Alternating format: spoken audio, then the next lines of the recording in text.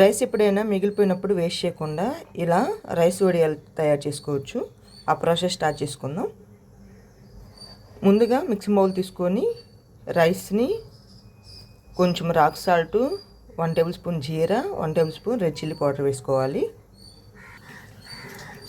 Curry lips optional అన్నీ, కావాలంటే వేసుకోవచ్చు, లేదంటే స్కిప్ చేయొచ్చు. ఇప్పుడు ఒక బౌల్ తీసుకొని ఆ బౌల్లో 2 గ్లాస్ ఆఫ్ వాటర్ వేసుకొని బాయిల్ చేసుకోవాలి. ఇప్పుడు ఈ రైస్ని మిక్సీ పట్టుకుందాం.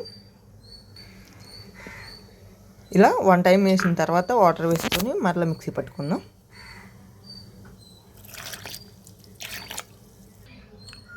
పిండి ఈ విధంగా ఉండాలి.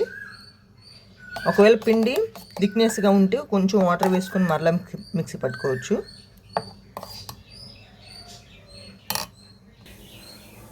వాటర్ ఈ విధంగా బాయిల్ అవుతున్నప్పుడు మనం ముందుగా ప్రిపేర్ చేసుకున్న రైస్ మిశ్రమాన్ని యాడ్ చేసుకుందాం. చూడండి, ఇలా కలిపేసుకోవాలి. వాటర్లో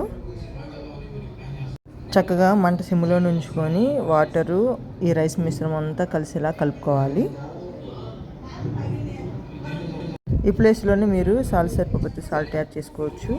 స్పైసీనెస్ కావాలన్నా కానీ కొంచెం రెడ్ చిల్లీ పౌడర్ కలుపుకోవచ్చు. ఇలా రెడీ అయ్యాక స్టవ్ ఆపేసుకుందాం. ఇప్పుడు ఒక కాటన్ క్లాత్ తడుపుకొని ఇలా పరుచుకొని కొంచెం కొంచెంగా పిండి తీసుకుంటూ వడియాలు వేసుకోవాలి. ఇలా వడియాలు వేసుకొని 2 డేస్ తర్వాత వాటర్ చల్లుకొని వడియాలు సపరేట్ చేసుకోవాలి. క్లాత్ నుంచి వడియాలు తీసిన తర్వాత 2 రోజులు ఆరబెట్టుకోవాలి. అందులో తర్వాత ఆయిల్లో వేయించుకోవాలి. చూడండి, నేను చక్కగా రెడీ అయ్యే వడియాలు. ఈ సమ్మర్లో ఇలా వడియాలు చేసుకొని స్టోర్ చేసుకోవచ్చు. Thank you for watching.